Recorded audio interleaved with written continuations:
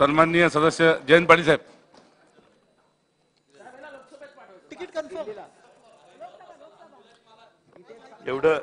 एवढं व्यापक भाषण विश्वजित कदम साहेबांनी केलेलं आहे की त्याची व्याप्ती एवढी मोठी आहे की लोकसभेतही असंच भाषण व्हावं अशी लोकांची अपेक्षा आहे. अध्यक्ष महोदय,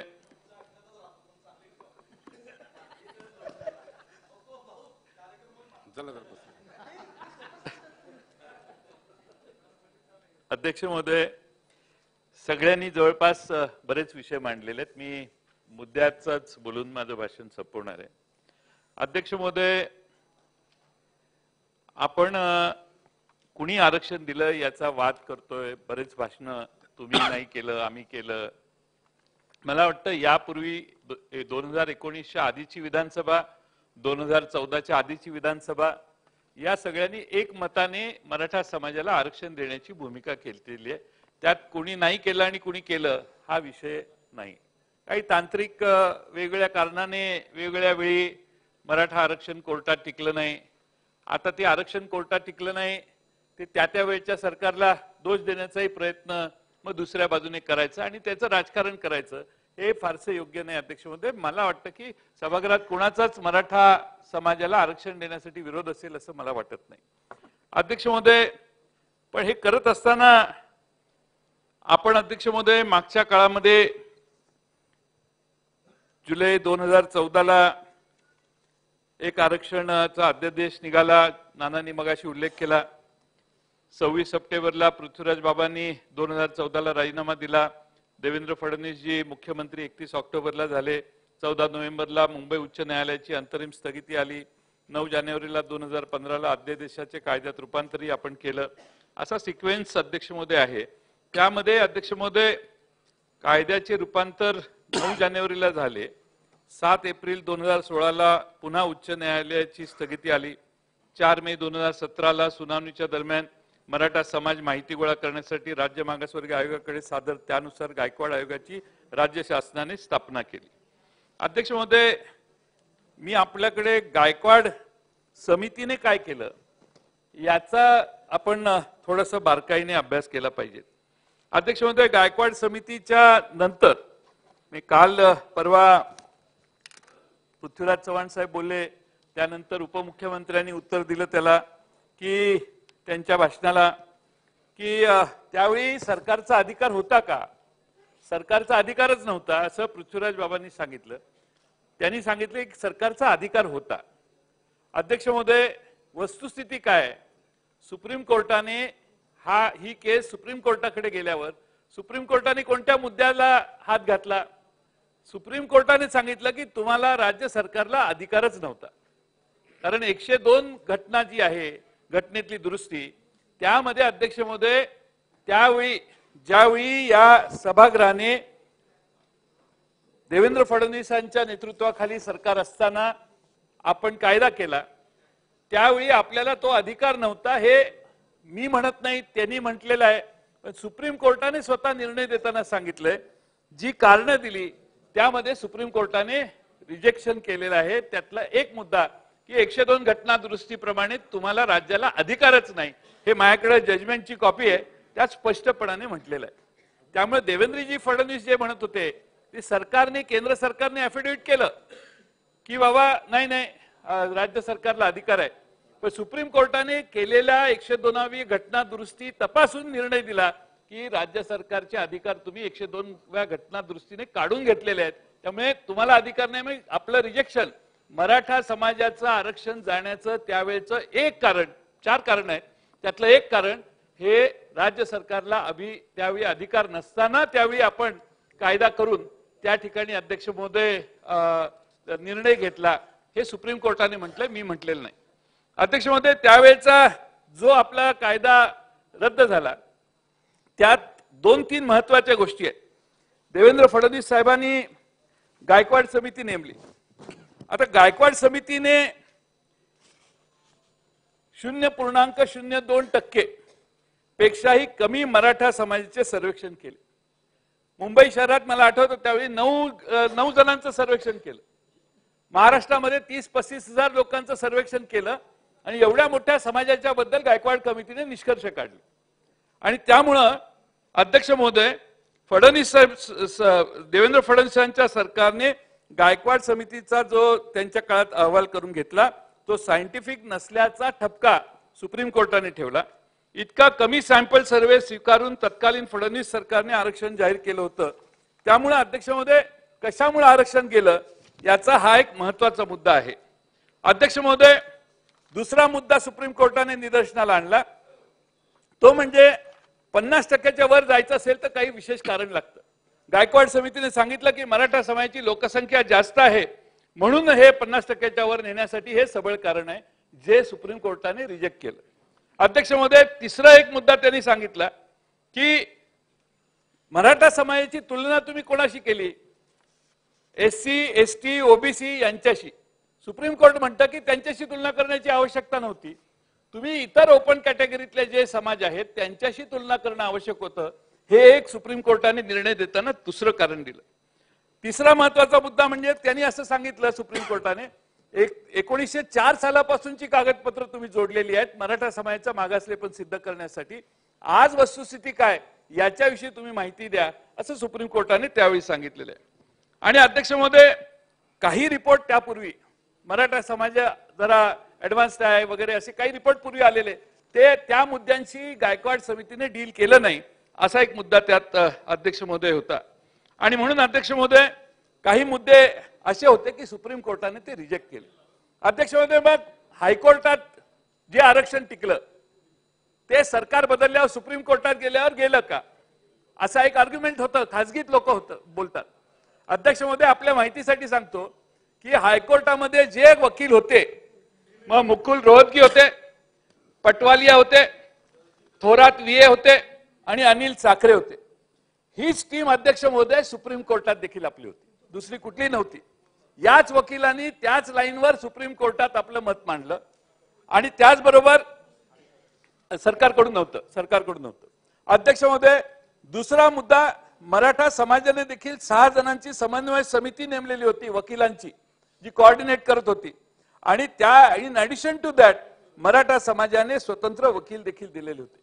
पण अध्यक्ष महोदय, दुर्दैवानं आपल्याला त्यात सुप्रीम कोर्टात शेवटी हायकोर्टाचा निकाल सुप्रीम कोर्टाने कंटिन्यू केला नाही, मान्य झाला नाही.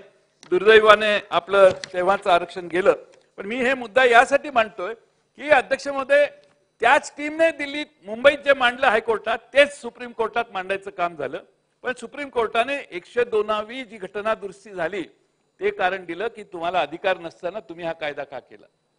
आणि त्यामुळे अध्यक्ष महोदय, आपण थोडासा सिक्वेन्स बघितला पाहिजे की महाराष्ट्रात आपल्या 11 ऑगस्ट 2018 रोजी केंद्र सरकारने अध्यक्ष महोदय घटना दुरुस्ती केली. एखाद्या जातीला मागास ठरवण्याचे अधिकार राज्य सरकारकडून काढून घेण्यात आले आणि ते अधिकार केंद्र सरकारने स्वतःकडे दिले. त्याचं बिल आहे, त्याचा आता वाचून मी वेळ घेत नाही, वेळ कमी आहे. अध्यक्ष महोदय, 5 मे 2021 ला सर्वोच्च न्यायालयाने मराठा समाजाचे आरक्षण रद्द केले. फडणवीस सरकारच्या काळातील गायकवाड समितीचा अहवाल, मग इंदिरा साहनी खटल्यातील आरक्षणाच्या 50% मर्यादा ओलांडणे, केंद्र सरकारच्या 102व्या घटना दुरुस्तीमुळे राज्याला अधिकार नसणे, ही 2-3 प्रमुख कारणामुळे आपलं आरक्षण गेलं. आता अध्यक्ष महोदय, आम्ही असं म्हणत नाही की देवेंद्र फडणवीसांच्या सरकारच्या काळात ते आरक्षण गेलं, असं एकमेकाच्या बद्दल भांडण्याची गरज नाही. कारण सुप्रीम कोर्टाच्या काळात जे त्यांनी देवेंद्र फडणवीसांच्या काळात जे झालं त्याची छाननी तिथं सुप्रीम कोर्टात झाली. पण अध्यक्ष महोदय, आपल्या सगळ्यांचा सभागृहाचा प्रयत्न होता मराठा समाजाला आरक्षण दिलं पाहिजे. अध्यक्ष महोदय, माझं ऑब्जेक्शन एकच आहे की 5 मे 2021 ला आपल्याला अधिकार नाही म्हणून ते आरक्षण गेलं. 19 ऑगस्ट 2021 ला केंद्र सरकारने परत घटना दुरुस्ती केली आणि हे अधिकार आपल्याला दिले. बरं, ते अधिकार देताना रिट्रोस्पेक्टिव्ह इफेक्टने जर केंद्र सरकारने दिले असते तर आपलं मागचं आरक्षण टिकलं असतं. पण अध्यक्ष महोदय, 105वी घटना दुरुस्ती, 102वी घटना दुरुस्ती झाली. आपण मराठा समाजाचा कायदा या सभागृहात मान्य केला. सुप्रीम कोर्टाकडे गेल्यावर तो रिजेक्ट झाला.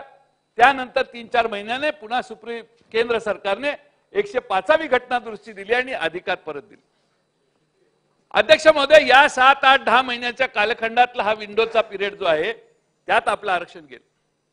जर 102व्या घटना दुरुस्ती झाली नसती तर सुप्रीम कोर्टाला विशेष कारण नसतं आपली घटना दुरुस्तीची आपण जो कायदा केलाय तो रिजेक्ट करायचा, हा माझा मुद्दा आहे. आणि आपलं आरक्षण गेलं आणि त्यानंतर घटना दुरुस्ती झाली, म्हणजे ते उशीर झाला, तोच पिरियड का, हा प्रश्न देखील काही प्रश्न तयार करू शकतं असं मला वाटतंय. अध्यक्ष महोदय, खरं म्हणजे आपण सगळे वकील वगैरे तेच होते. खरं म्हणजे आपण गायकवाड समिती नेमली. खरं आमच्या सरकार ज्यावेळी होतं महाविकास आघाडीचं, त्यावेळी ओबीसीचं राजकीय आरक्षण टिकवण्यासाठी आम्ही भांटिया आयोग नेमलेला होता. आणि भांटिया आयोगाने एवढं चांगलं काम केलं, त्याला कुणाचं प्रेशर नव्हतं, कुणाही त्याला दम भांटिया साहेबांना त्यांच्या आयोगाला दिला नाही.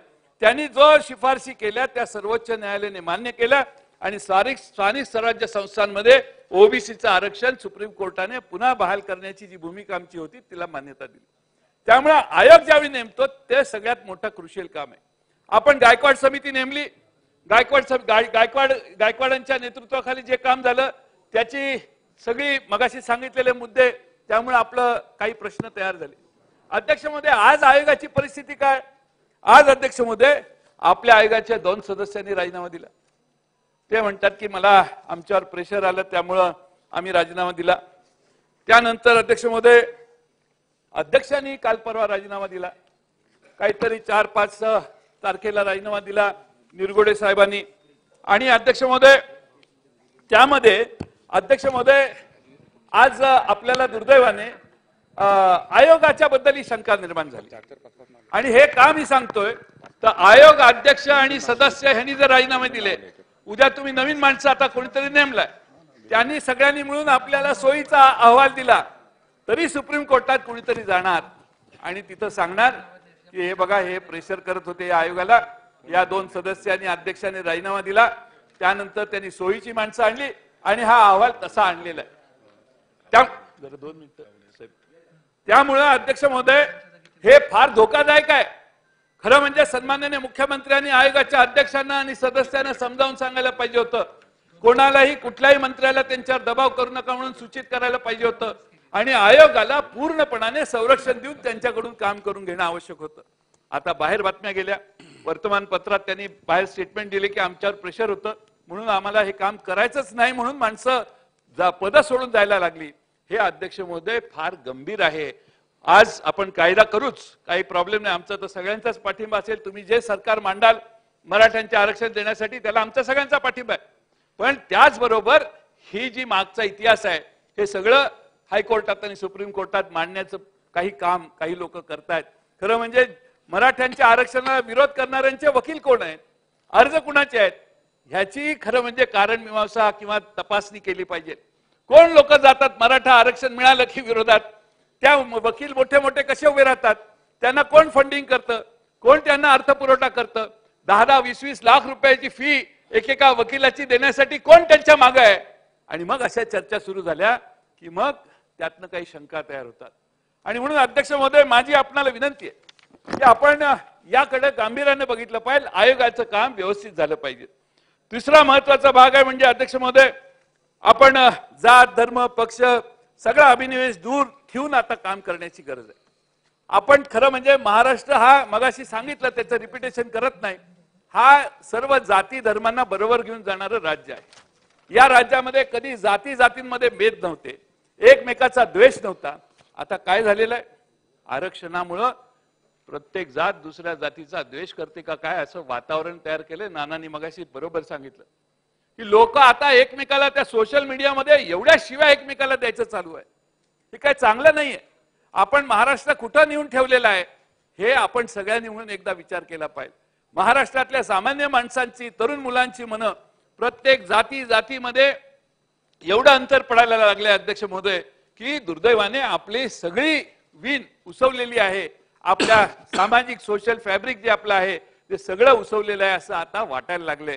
आणि म्हणून माझी अध्यक्ष महोदय भूमिका आहे की खरं म्हणजे आता ओबीसी आणि मराठा, आता राज्याच्या मंत्रिमंडळातले मंत्री जिथं उभं राहून सांगतात की ओबीसींच्यावर अन्याय, ओबीसींना निधी दिला जात नाही, ओबीसींच्या अमक्या संस्थेला पैसे मिळाले नाहीत, तमक्या संस्थेला पैसे मिळाले नाहीत, याला मिळाले नाहीत. आज दुर्दैवाने महाराष्ट्र सरकारमधल्या मंत्र्यांचं भाषण आहे, आमचं नाही आहे. तुम्ही सगळे ओबीसींवर अन्याय करताय असं त्या भाषणाचा अर्थ होतोय. सध्याचं सरकार ओबीसींच्यावर अन्याय करतंय, ओबीसींना निधी देत नाही, ओबीसींना बाजूला ढकलतंय, ओबीसींच्यावर सतत अन्याय चालू आहे या सरकारचा, असं मंत्री महोदयांच्या भाषणातून महाराष्ट्राला कळलं. आणि म्हणून भले त्यांचं काही कारण असेल, काही आग्रह असेल, पण ज्या ठिकाणी बीडला दंगल झाली, अध्यक्ष महोदय, असा प्रसंग कधी आयुष्यात कुणावर येऊ नये. आमचे संदीप क्षीरसागर पुण्याहून निघाले, त्यांची बायका मुलं घरात होती, मला फोन करत होते. मी डीएसपीला फोन केले, 8-9 वेळा फोन केले, त्या बाबाने काही फोन घेतला नाही. आयजीने 2 वेळा फोन घेतला, आयजीने खाली निरोप पाठवले, आणि तोपर्यंत संदीप क्षीरसागरांचं घर जळायला लागलेलं होतं. अध्यक्ष होते, आमच्या पक्षाचा राष्ट्रवादी काँग्रेसचा ऑफिसही तिथं जाळण्याचा कार्यक्रम झाला. मोठ्या प्रमाणात माणसं एका घरापासून दुसऱ्या बंगल्याकडे, दुसऱ्या बंगल्याहून आमच्या प्रकाश सोळंकींच्या घराकडे, जयसिंगराव सोळंकींच्या घराकडे गेली. काय चाललंय महाराष्ट्रात? पोलीस हात धरून बसलेले आहेत. पोलीस नव्हते बीड शहरात, डीएसपींचं कार्यालय समोर आहे, संदीप क्षीरसागरांच्या घराच्या समोर पोलिसांची ऑफिस आहे. अध्यक्ष महोदय, आश्चर्य वाटावं, दुर्दैव महाराष्ट्रात पोलीस खात्याने आता माग हात घालून, हाताची घडी घालून बघायचं धोरण धरलं असेल तर तुम्हाला काय, कुणाला काय, कुणाचंही राज्य हो, राज्य करणं अवघड जाणार आहे. आणि जर पोलीस ऍक्शन घेत नसतील, पोलीस कोणतीही कारवाई करत नसतील तर कुणाचंही राज्य हो, माझ्या त्याबद्दल शंका म्हणणं नाही, पण कुणाचंही राज्य आलं तर पोलीस जर हातात खिशात हात घालून उभे राहिले, हाताला घडी घालून उभे राहिले आणि डोळ्याच्या समोर 100 फुटावर 500 फुटावर माणसं घरं जाळण्याचा कार्यक्रम करत असतील तर अध्यक्ष महोदय, महाराष्ट्र आता या सभागृहाच्या ताब्यात राहणार नाही. सभागृहाच्या म्हणजे ज्यांना जो अधिकार मिळेल त्याचा आपला अधिकार आहे, पण खाली कोणी ऐकत नाही अशी अवस्था होईल. त्यामुळे पहिली चौकशी झाली पाहिजे की डीएसपीने त्या शहरामध्ये ही घरं जळत असताना का ऍक्शन घेतली नाही. त्याला बदला हे फार किरकोळ गोष्ट आहे. त्याच्यावर त्या डीएसपीने शहरात असताना ऍक्शन का घेतली नाही, हा अध्यक्ष महोदय पहिला चौकशीचा भाग आहे. दुसरा चौकशीचा भाग आहे त्या जरंगे पाटलांच्या बसलेल्या बैठकीतल्या उपोषणावर लाठीचार्ज करण्याचा आदेश कोणी दिला. का उच्चस्तरीय चौकशी कर, सगळा महाराष्ट्र पेटलाय ना. जरांगे पाटलांच्या उपोषणावर लाठीचार्ज करायचा आदेश कोणी दिला याची अध्यक्ष महोदय चौकशी ताबडतोब झाली पाहिजे. या उत्तराच्या भाषणात त्यांनी घोषणा केली पाहिजे की न्यायमूर्तींच्या अध्यक्षतेखाली आम्ही त्याची चौकशी करू. आम्हाला महाराष्ट्राला, पोलिसांना शिक्षा देऊ नका, पण महाराष्ट्राला हे कळलं पाहिजे कोण तो बहादर आहे, माईचा लाल आहे की ज्यांनी बसलेल्या महिलांना, लहान मुलांना, भजन म्हणणाऱ्या महिलांना आणि बसलेल्या शांततेत चाललेल्या उपोषणावर लाठीचार्ज करण्याचा आदेश कुणी दिला, एवढं एक नाव महाराष्ट्राला कळलं पाहिजे. बाकी सगळं सोडून द्या तुम्ही, पण कुणी आदेश दिला? डीएसपीने दिला का, कलेक्टरने दिला का, प्रांताने दिला का, का मंत्रालयातून कुणी दिला? ह्याची चौकशी झाली पाहिजे. का झाली पाहिजे तर काय सोकावला नाही पाहिजे. महाराष्ट्राला कळलं पाहिजे की ह्यांनी आदेश दिला, ह्या परिस्थितीत दिला. सांगा तुम्ही की अमका झालं म्हणून आम्हाला आदेश द्यावा लागला, आम्ही समजून घेऊ, पण कुणी आदेश दिला हे महाराष्ट्राला कळलं पाहिजे. आणि म्हणून अध्यक्ष महोदय, महाराष्ट्रात ओबीसी विरोधी मराठा हे वातावरण निर्माण होणार नाही याची काळजी घ्या. ही काळजी घेत असताना महाराष्ट्रातल्या मंत्रिमंडळात मुख्यमंत्री, राज्याचे एक मंत्री सगळीकडे जात आहेत, त्यांची भूमिका ते मांडतात, मी त्यांना काही म्हणणार नाही. पण अध्यक्ष महोदय, ते स्वतः सरकारमध्ये असताना इथं बसले आहेत आणि म्हणतात ओबीसींच्यावर अन्याय चालू आहे. आमचं मत नाही आहे ओबीसींच्यावर अन्याय झाला पाहिजे. ओबीसी देखील महाराष्ट्रातले आहेत, महाराष्ट्रातले नागरिक आहेत, ओबीसींच्या देखील भावना जपल्या पाहिजेत. ओबीसींच्यावरही कोणता अन्याय झाला नाही पाहिजे. त्यांना जे निधी पाहिजे ते देण्याची व्यवस्था. आमचं तर मागणी आहे की जे आमचे मंत्री महोदयांनी भाषण केलं, भुजबळ साहेबांनी, त्यांना काय पाहिजे ते त्यांनी मंत्रिमंडळात मांडावं. त्यांचं जे म्हणणं आहे ते मुख्यमंत्र्यांना मान्य असेल तर सरकारचा ठराव करावा. हे अधिवेशन संपायच्या आधी आम्हाला सांगावं, काही अडचण नाही. पण अध्यक्ष महोदय, महाराष्ट्रात जाऊन आता इथनं पुढे भाषण कुणीच करू नये अशी माझी विनंती आहे. शेवटी आंदोलन करणारा सत्तेत नाही, त्याचं ते काय करत असेल ते ऐकायचं आपण. शेवटी सहनशक्ती हाच मार्ग असतो सत्तेत बसणाऱ्या माणसाला की ज्याने त्याच्या बद्दलची मतं मिनिमम डॅमेज होऊ शकतात. माझी विनंती आहे की अध्यक्ष महोदय, सध्या माझी माननीय मुख्यमंत्र्यांनी संबंधितांना हे सांगण्याचं काम करावं. अध्यक्ष महोदय, आणखी एक मागणी, जात निहाय जनगणना ही का नाही करत? एकदा कळू दे महाराष्ट्राला कुणाचे किती आहेत, कुठल्या समाजाचे किती आहेत. एकदा कळलं की बराचसा विषय संपेल. त्यामुळे आमची मागणी आहे, जात निहाय जनगणना करा. जातनिहाय जनगणना करत असताना महाराष्ट्रातल्या सगळ्या जनतेला न्याय मिळेल। आज सत्तेत बसणाऱ्या लोकांचा कदाचित जातनिहाय जनगणना करण्यासाठी विरोध असेल, पण अध्यक्ष महोदय आमची मागणी आहे, मी राष्ट्रवादी काँग्रेस पक्षाचा कार्यकर्ता अध्यक्ष या नात्यानं राष्ट्रवादी पक्षाकडून मी बाहेरही मागणी केली आहे, इथंही करतो की जातनिहाय जनगणना करा। महाराष्ट्रातल्या सगळ्या लहान लहान जातींना त्यांची लोकसंख्या किती आहे एकदा कळू द्या, आणि हे सर्वेक्षण जर झालं तर महाराष्ट्रातले गुलाबराव पाटील साहेब बरेच प्रश्न सुटतील। आणि म्हणून जातनिहाय जनगणना तुम्हाला महाराष्ट्रातल्या सर्व जातीमधले हे भेद दूर करायचे असतील तर त्याला एक उत्तम उपाय आहे, आणि तो म्हणजे जातनिहाय जनगणना आहे। मी खरं म्हणजे मुख्यमंत्री महोदयांना याच्यावर पत्र लिहिलेलं आहे, पण त्यांचं काही आम्हाला उत्तर अजून आलेलं नाही जातनिहाय जनगणना करण्याचं। अध्यक्ष महोदय शेवटचे दोनच मुद्दे आहेत जे थोडक्यात मी मांडणार आहे। आपल्या महाराष्ट्रामध्ये धनगर समाजाच्या आरक्षणाचा मुद्दा आहे। नरेंद्र मोदी साहेब आले, सोलापुरात भाषण केलं, मोदी साहेबांनी त्यावेळी धनगर समाजाला आरक्षण देण्याचं आश्वासन पूर्ण दिलं, त्याचं दशक आता पूर्ण होत आलं। दशक पूर्ण होतं या लोकसभेच्या वेळी। 10 वर्ष मोदी साहेबांनी जे या महाराष्ट्रातल्या धनगर समाजाला आश्वासन दिलं ते आजही पूर्ण झालेलं नाही। अध्यक्ष महोदय खरं म्हणजे पहिल्या कॅबिनेटला देवेंद्र फडणवीस साहेबांनी बारामतीला जाऊन सांगितलेलं पहिल्या कॅबिनेटला देतो, ती पहिली कॅबिनेटही अजून झाली नाही। अध्यक्ष महोदय त्यामुळं आपण महाराष्ट्रात थोडंसं बारकाईने बघितलं तर एकदा महाराष्ट्रातल्या धनगर समाजाला सांगा, आदिवासी समाजाच्या बद्दल त्यांच्या भूमिका, आदिवासी आमदार महोदय इथं आहेत त्यांचीही वेगळी भूमिका आहे, तर आपण धनगर समाजाला जे आश्वासन दिलंय ते कसं पूर्ण करणार हे एकदा महाराष्ट्राला सांगा। काही प्लॅन आहे, कायद्यात कसं बसतं ते आहे, आदिवासी बांधवांच्या बाबतीतले जे काय आहेत त्यांना धक्का न लावता आपण कसा मार्ग काढणार, शेवटी मार्ग त्यांची इतके वर्षाची मागणी आहे, त्यामुळे त्या बाबतीत देखील सरकारने आपली भूमिका व्यक्त केली पाहिजे। 2015च्या पावसाळी अधिवेशनात तत्कालीन मुख्यमंत्र्यांनी धनगर व धनगड एक आहेत किंवा कसे याबाबत आदिवासी संशोधन व प्रशिक्षण संस्था पुणे आणि Tata institute of social science Mumbai या स्वायत्त संस्थेकडून संशोधन अहवाल प्राप्त करून घेण्यात येणार असं आश्वासन दिलं। 31 ऑगस्ट 2018ला हा अहवाल आला। कुठे आहे तो अहवाल? शेवट संपत आला। कुठे आहे तो अहवाल अध्यक्ष महोदय? त्या तत्कालीन मंत्र्यांच्या मुख्यमंत्र्यांच्याकडे तो अहवाल सादर केला या इन्स्टिट्यूटने, मग तो अहवाल जाहीर का होत नाही? महाराष्ट्राला कळू दे ना त्या अहवालात काय। शेवटी सरकारने पैसे खर्च करून केले, ती कोणाची पर्सनल प्रॉपर्टी नाही, ती सरकारची प्रॉपर्टी आहे, महाराष्ट्रातल्या जनतेची प्रॉपर्टी आहे। तो अहवाल देखील महाराष्ट्राच्या समोर आणला पाहिजे। आणि म्हणून अध्यक्ष महोदय मी या ठिकाणी आपण जातीत किती फरक करायला लागलोय।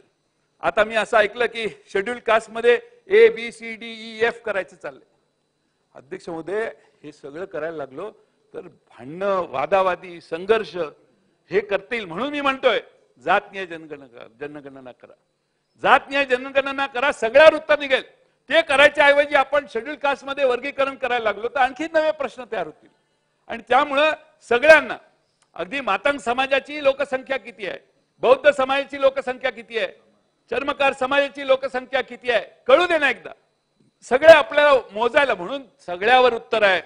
म्हणजे विलासराव देशमुख साहेबांचं एक भाषण प्रसिद्ध आहे, मी ते काय उल्लेख करत नाही, पण त्यांनी सांगितलं हे जातीत आता तणाव निर्माण होतील, त्यामुळे त्यांनी एक वेगळा मार्ग दाखवलेला सांगितलेला, ते भाषणात आहे, मी ते इथं सांगणार नाही। त्यामुळे अध्यक्ष महोदय जातनिहाय जनगणना करूया। जातनिहाय जनगणना करणं हे छोट्या छोट्या महाराष्ट्रातल्या समाजाला, मी महाराष्ट्राचा नागरिक आहे आणि महाराष्ट्राच्या सरकारने मला दिलासा दिलाय हे सांगण्यासाठी आपल्याला त्याची उपयोगिता आहे।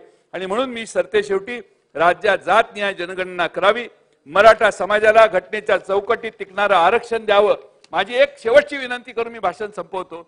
माझी विनंती अध्यक्ष महोदय, मराठा समाजाला आता लोकसभा जवळ आली, त्यानंतर विधानसभा आहे, आपण काहीतरी कायदा करू, कायदा करून झाल्यावर सगळ्या मराठा समाजाला वाटेल की आता सगळं टिकणारं आरक्षण, आता टिकणारं आरक्षण हे 2-3 वेळा आपण हायकोर्टातून मागू आलोय, कुणाचं सरकार मला माहित नाही, म्हणजे त्याचा दोष कुणाचाच नाहीये, पण यावेळी देणारं आरक्षण पूर्ण विचारांती गडबड न करता योग्य पद्धतीने देऊ की जे सगळ्या कोर्टात टिकेल, सगळीकडे। आता आपल्याला अधिकार आला 105वी घटना दुरुस्ती आपल्याला सभागृहाला अधिकार आहे, आपल्याला मागासलेल्या समाजाला मागासले पण ठरवणं आणि त्या बाबतीत तो आपला अधिकार आहे, आणि म्हणून आता जे करू ते शांतपणे शांत चित्ताने करा।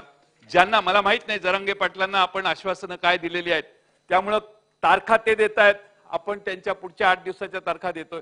तारखेत मी त्यावेळी देखील सुचवलेलं होतं सर्वपक्षीय समितीची मिटिंग सह्याद्रीला पहिली झाली त्यावेळी सांगितलेलं तारखेत अडकू नका.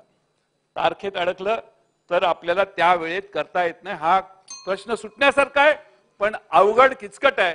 न्यायालयाच्या चौकटीत जायचंय म्हणून मी त्यावेळी सुचवलेलं, पण मुख्यमंत्री महोदय गेले आणि त्यांनी तारीख जाहीर केली किंवा त्यांच्याशी चर्चा केली कारण त्यांचा आग्रह असेल म्हणून केली असेल. मी काय त्या मुख्यमंत्र्यांना दोष देत नाही. आता अध्यक्ष महोदय योग्य मार्ग काढा. मराठा समाजाला त्यांच्या न्याय हक्काचं आरक्षण देऊ. जरांगे पाटलांच्या सभेला इतकी गर्दी का होते तर मराठा समाजामध्ये दारिद्र्य आहे, मराठा समाजात बेकारी प्रचंड मोठी आहे आणि म्हणून त्यांच्या सभांना जास्त गर्दी होते. आणि म्हणून आपण महाराष्ट्रातली ही बेकारीची समस्या जी आहे सगळे 10.8% बेकारी झाली. म्हणून अध्यक्ष महोदय बेकारी कमी करण्यासाठी देखील दुसऱ्या बाजूनं आपल्याला हे आरक्षण किती सरकारच्या 20 लाख नोकऱ्यांमध्ये आरक्षण आहे. त्यामुळे त्याच्या बाहेर जो समाज आहे त्याच्या बाहेरची जी कामाची अपॉर्च्युनिटी आहे त्या अपॉर्च्युनिटीज वाढवूया आणि सगळ्याच समाजाला वेगवेगळ्या ठिकाणी संधी देऊया आणि जातीमध्ये भांडणं लागणार नाहीत. असंच आचरण, अशीच भूमिका सर्व पक्षांनी आणि खास करून मंत्रिमंडळाची शपथ घेतलेल्या सगळ्या मंत्र्यांनी कोयनेपासून ते येवल्यापर्यंत सगळ्याच लोकांनी मर्यादा सांभाळून मतभेद होणार नाही त्याची भूमिका आपण बाळगतात. आपला फारच सौजन्याने आपलं सध्या चालू आहे त्यामुळे मी तुम्हाला दोष देत नाही, पण एकच नाव घेतलं तर दुसरं नाव बिघडतं. त्यामुळं सगळ्यांनी सगळ्या एका विचाराने काम करावं आणि आपला हे सभागृहाचा निर्णय असेल. आम्ही दिलं तुम्ही दिलं हे जरा ह्याच्यातनं बाहेर पडू. जातीच्या पलीकडे जाऊन लोकांच्याकडे जाऊन मतं मागू. जातींचे मतं मिळवण्याचं जे म्हणजे लोकांच्या भावनांची खेळून मतं मागण्याचं आणि मतं मिळवण्याचं काम कुठल्या या बाजूने करू नये त्या बाजूने करू नये. एकदा मराठ्यांचं आरक्षण देणं आणि इतर समाज धनगर आणि इतर समाज लिंगायत समाज मुस्लिम समाजाचं हे सगळे आरक्षणाचे प्रश्न शांतपणाने सोडवावेत अशी मागणी करतो आणि या प्रस्तावाला पाठिंबा देऊन माझे 2 शब्द पूर्ण करतो.